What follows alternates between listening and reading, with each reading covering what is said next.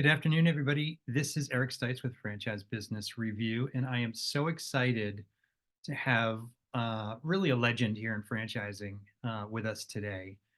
He's been a franchisor, he's been a franchisee, he's now on the supplier side helping with franchise financing, which we're going to do a deep dive on to learn a whole lot more about. But Rocco Fiorentino is with us today, and again, I'm so excited to have him. Rocco, welcome. Thank you, Eric. Great to be with you today. Um, Now, you know, I mean, one of the special things about you, I think that's so unique is that you've been on all sides of the franchise equation. So you've been a franchisee, you've been a franchisor, you're supplier, now CEO of Benetrends Financial. You know, you obviously have this wealth of franchise experience. Before we get into Benetrends and all the things that you do, just can you give us a little background on how you got into franchising, what your experience in franchising has been, and and then I'll ask you some more questions about that as well. Yeah, certainly, Eric. Thank you so much for allowing me to participate today. It's a pleasure to be on the event today. I started my journey in franchising about 35 years ago, and like a lot of us in franchising, we kind of got here by default, not by design. I was a contractor, and my specialty was building and remodeling restaurants. And I did a job for my neighbor, who was an old Jewish man from New York, and he was in the bagel business back in the early 80s. And he came to New Jersey and Philadelphia because the Bagel Bakers Union kind of ran him out of New York, if you can imagine that. Imagine a Bagel Bakers Union, right? And not like the big steel workers or the Right. Teamsters, it's just little bagel bakers. And anyway, he started to set up shops, and he went into a mall in Philadelphia called the Gallery Mall. It was a very special mall because it was a transient mall. So the trains used to come in the morning, and at 6 a.m., the mall was alive and well with all these commuters. So he was in the bagel business. And after 5 years, they had to renew his lease. He asked me to remodel. During the remodel, he had a heart attack and passed away.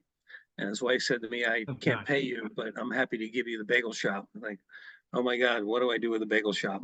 One of my clients was McDonald's. They were a big client of mine, and I knew a lot of the managers. So I hired a manager from McDonald's, and he really taught me about cost of goods, cost of labor, all the things, the economics of running a restaurant.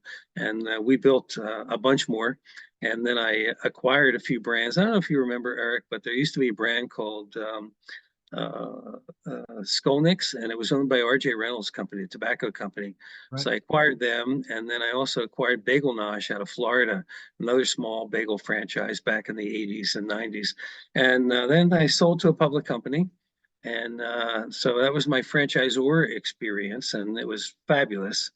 And then when I had enough money, I bought the rights to Krispy Kreme, and I became a large Krispy Kreme developer as a franchisee or multi-unit franchisee, and I owned all of Pennsylvania, all of Delaware, and all of New Jersey.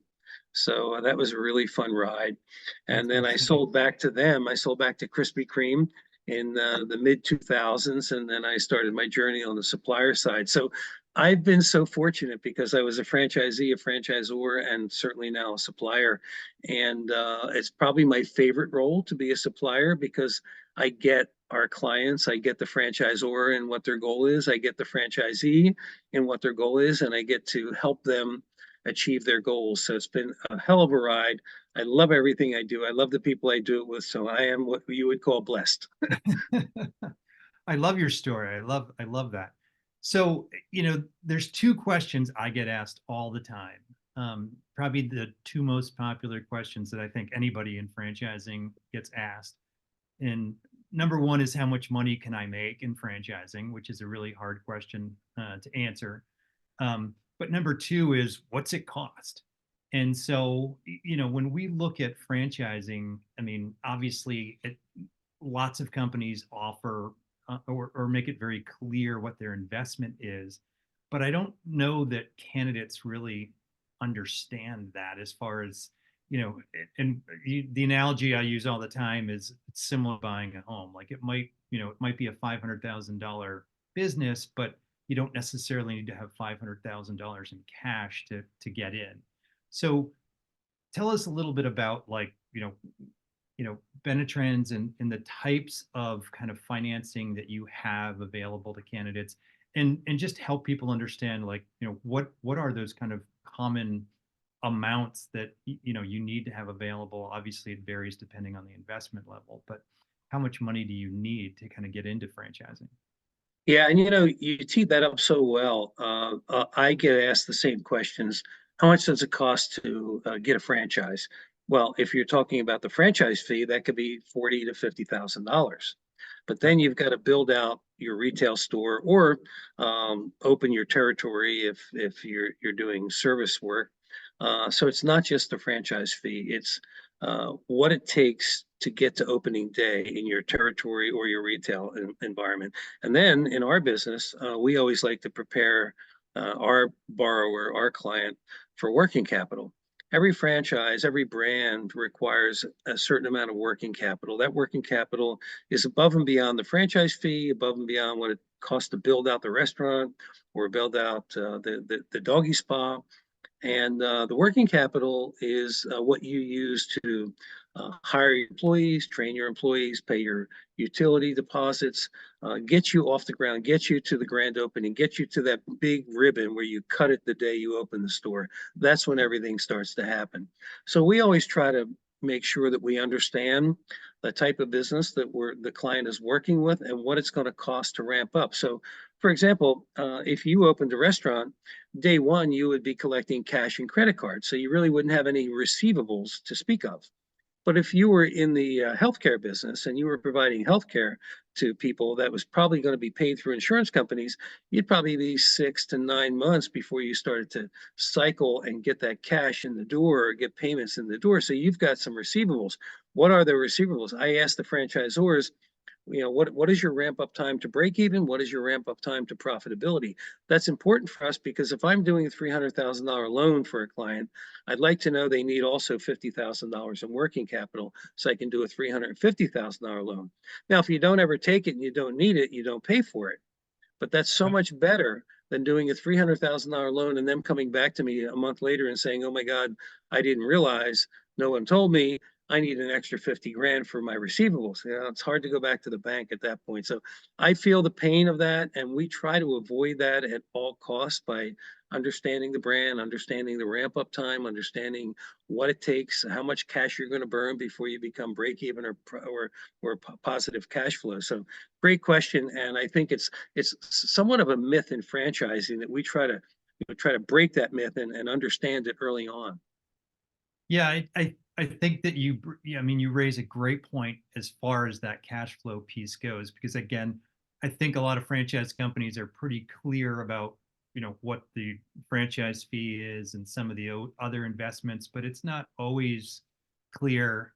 Certainly with the better brands, it is. But I think that's where people can get into trouble. It's not, the worst thing you want to do, to your point, is open a business and, not have, gas in the tank, so to speak. So running out of money obviously is not something you do want to do. So walk us through a little bit, like, what are kind of the common financing options that you're seeing? I mean, obviously, I know you provide a lot of different options for folks.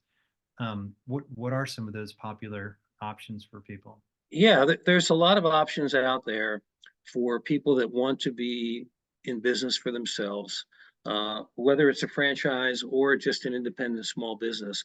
Most of our work, Eric, is with franchise brands.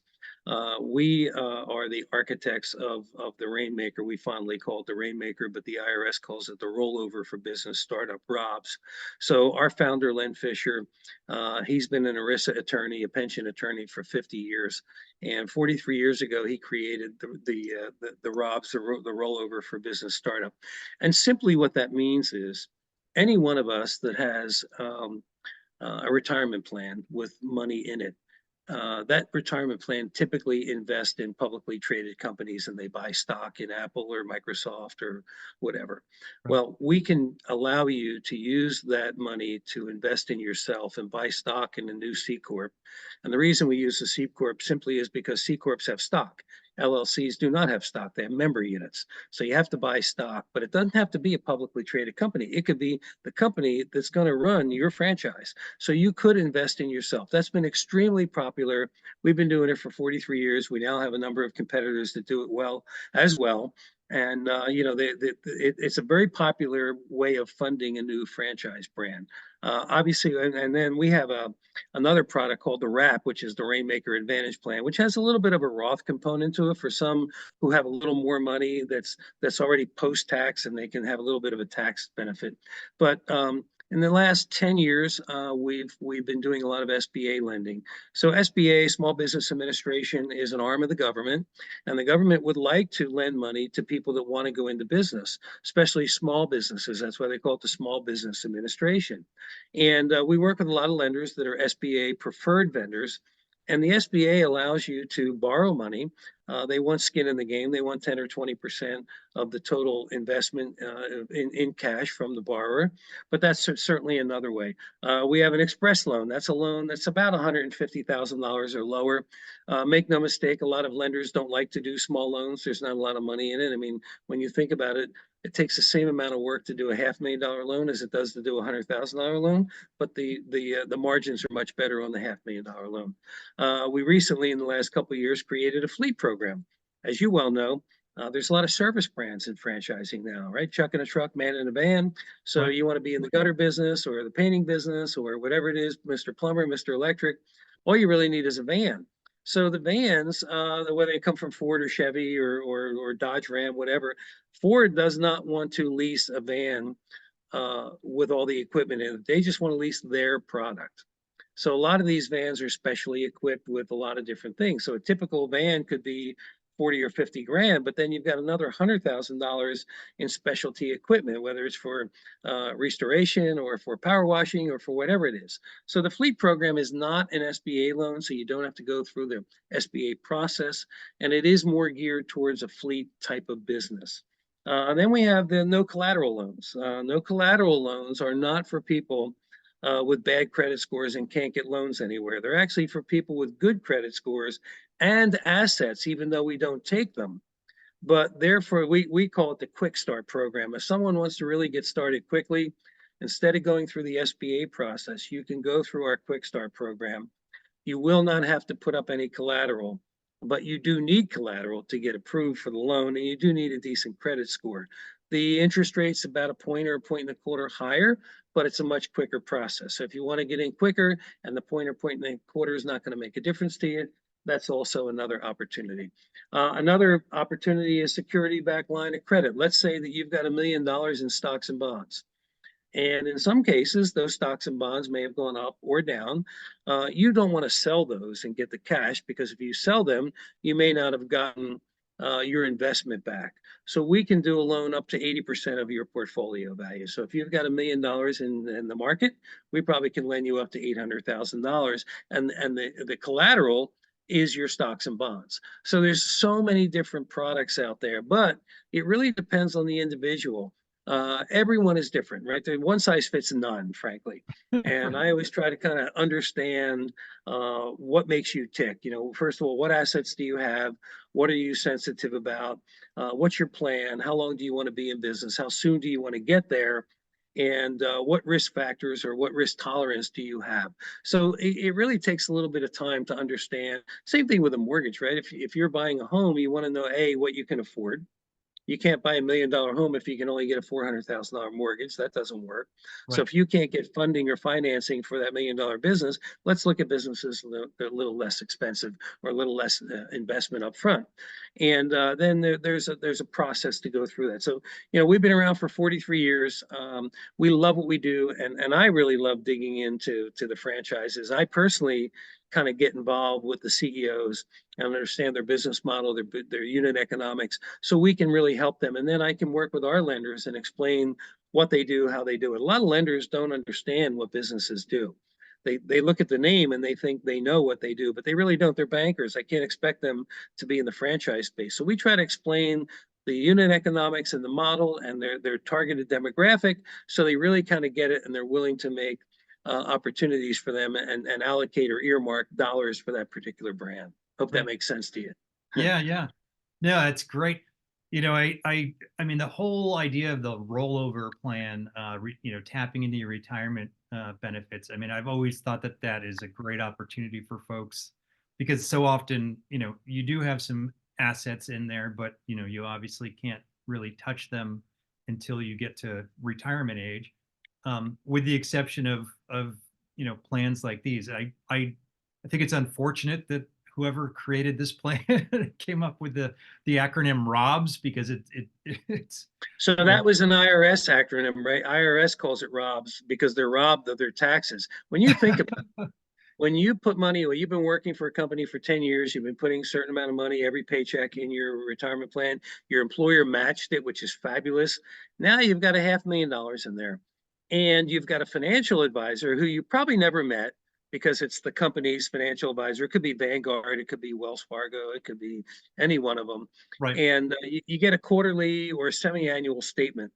And in that statement, it tells you what your portfolio looks like, what they invested in. And oh, by the way, they charge you about 1 to 2% of your portfolio value to manage it, right, right?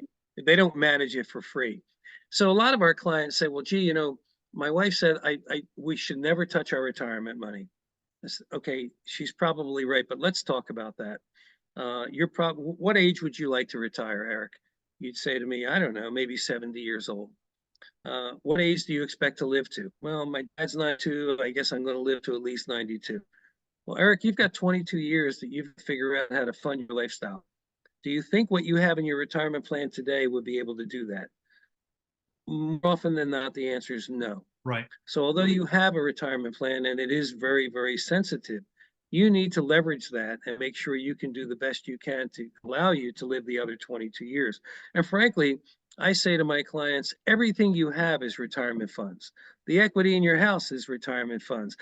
The cash in your bank is retirement funds. Everything you have, including your IRA or 401k, is right, retirement funds. right. No, great point. So let's take a look at that. And if that 500,000 is going to make you 5% a year, that's, I don't know, 25,000 bucks a year. You can't live on $25,000 a year. But if you bought a business with that $500,000 and that business was able to allow you to take 100, 200, $300,000 out a year and have it run by your employees, you don't have to retire. You can probably own that business for a long time. And if you sold it for $1.5 million and you only paid 500,000 for it, guess what happens, Eric? That money goes back into your retirement plan, tax deferred, penalty free, no capital gains. Why? It's like buying stock at Apple for 20 bucks and selling it for 100.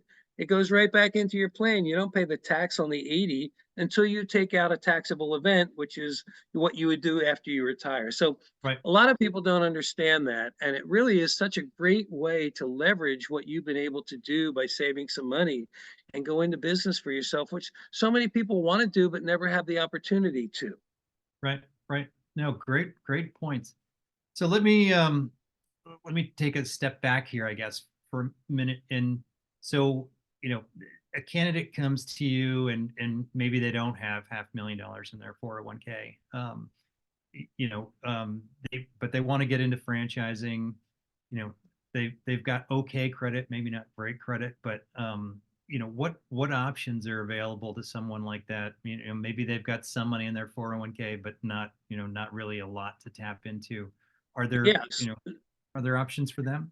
Yeah, so um, there are. So let's take an example of someone similar to what you described. So they've got a home. There's a couple $100,000 in equity in their home. They bought it 15 years ago, and they bought it for 300. It's now worth 500, and they've kind of paid down their mortgage a little bit. So maybe they owe 250. So they got $250,000 in equity in their home, and they've got a decent credit score. 700, call it 710, and they've got 50,000 bucks in their IRA. They want to buy a business. The business is going to be 300,000 bucks. Any one of the brands that you know and love, any one of the brands that I know and love. To get to that 300,000, a lender is going to require somewhere between 10 and 20% cash injection. So that's going to be 30 to 60,000 bucks. You've got 50 or 80,000 in your 401k. You can use your 401k for the cash injection. Now you've got an SBA loan. You're in business for yourself. You're paying yourself. You're working the business. You're growing the business. Make no mistake, you've got to select a brand that you're comfortable with, that has a good operating system and a proven system. And you got to make sure that the investment is worth, the return that you're expecting to get. And you're now in business for yourself, and that could be for a long, long time. And a lot of our clients aren't really working the business anymore per se; they're managing the business. Right. And when you start to work from the neck up, you can decide to retire at a later age. And you're not really in the restaurant every day at the counter. You're managing the business. You're at home doing the paperwork. You're at home. So I always say two things: find the right talent, and then be able to manage the talent you found. If you can do that, you've got people that are managing your business for you, and you've got a huge investment, and that is paying off for you. And like I said, you're going to get, I mean, you can make as much as you want. You can pay yourself as much as you want. There's no limit to that. So it really is fabulous. I mean, we do thousands of them. Over our years. We've had tens of thousands of people that have used their retirement funds to go into business. Does it prevent you from failing? No. Some people will fail regardless of how they get funded. But don't Right. forget, if you do fail, you failed with money that was not taxed yet. You failed with 40% of Uncle Sam's money. You got an uncle too, Uncle Sam. He invested 40% of that business because he didn't get his taxes yet. And if God forbid you fail, Uncle Sam's out just as you are. But that's better than paying tax on money and having you fail and then you lose all of your money after you pay tax on it. It's a Right. horrible thing to say, but we do have people that for one reason or another don't make it. They either have family issues or medical issues, or maybe the brand doesn't work out. So by and large, we've had such great success with people investing in themselves. And sometimes I'll get a candidate at the very last minute say, you know what, I decided I'm not going to do this. I just got a fabulous job offer. And I just look at them and say, oh my God, you found someone that doesn't even know you to believe in you so much that they gave you a fabulous job offer, but you don't believe enough in yourself that you can do better than that. You Right. really need to think Right. about that. I'm Right. not saying don't take the job. I'm just saying really think about that. Yeah. Because No, it's a great point, and I think that that's one of the, I guess misconceptions, or just, most people coming into franchising are coming from, being an employee yeah, somewhere, and they don't understand necessarily, the difference between salary, your income, and building equity in a business. And so, like, that's, when you look at the statistics of the wealthy people in, the world, you know, a significant portion of them are business owners, or, and own equity, whether it's real estate, whether it's a business. right.